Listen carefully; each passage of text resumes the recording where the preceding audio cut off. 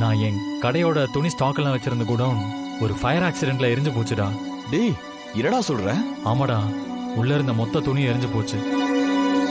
அதனால எனக்கு கடன் கொடுத்த சேட்டு வந்து இப்பவே காசை திருப்பி கொடுன்னு கேக்குறான்.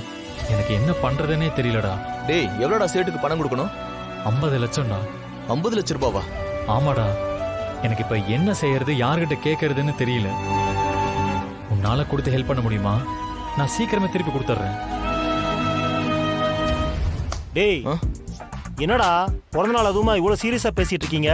வாங்கடா என்ஜாய் பண்ணலாம். டேய் சீனு வேற ரொம்ப நாள் கழிச்சு வந்திருக்கான். இன்னைக்கு செம்மையா பார்ட்டி என்ஜாய் பண்றேன்டா. வாங்கடா. டேய் கொஞ்சம் இருங்கடா, நான் வந்துடுறேன். போங்க. டேய் என்னடா அவன்? சரி வா நம்ம போலாம். சரி வாடா. டேய் 50 லட்சம் தானடா, ரெடி பண்ணிடலாம். மச்சான் நிஜமாவாடா? டேய் இது வரைக்கும் நீ என்கிட்ட எதுவும் கேட்டது இல்லடா, ஃபர்ஸ்ட் டைம் கேக்குற. கண்டிப்பா நான் பண்றேன். ஒரு 2 நாள் மட்டும் டைம் கொடுறா, நான் அரேஞ்ச் பண்ணி கொடுக்குறேன். மச்சான் ரொம்ப தேங்க்ஸ்டா. சரி வா இப்ப போய் குடிக்கலாம். இல்ல வேணாண்டா, நான் இப்பெல்லாம் குடிக்கிறது இல்ல. நம்ம எல்லாம் சேர்ந்து குடிச்சது இல்லையாடா? அது அப்படா, இப்பெல்லாம் கிடையாது.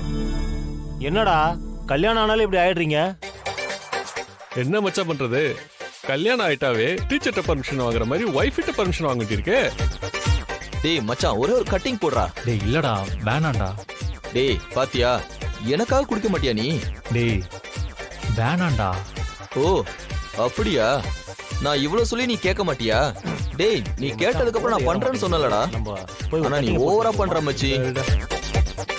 டேய் இப்ப நான் உனக்கு பணம் தரணும்னா இப்ப நீ கண்டிப்பா குடிச்சே ஆகணும்டா. டேய் என்னடா சொல்ற, விளையாடாதடா.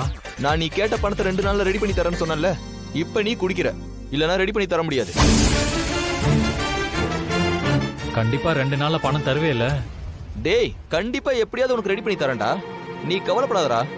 இப்ப குடி, சில் பண்ணி ஜாலியா இரு. சரிடா, ஆனா உனக்காக தான் குடிக்கிறேன்.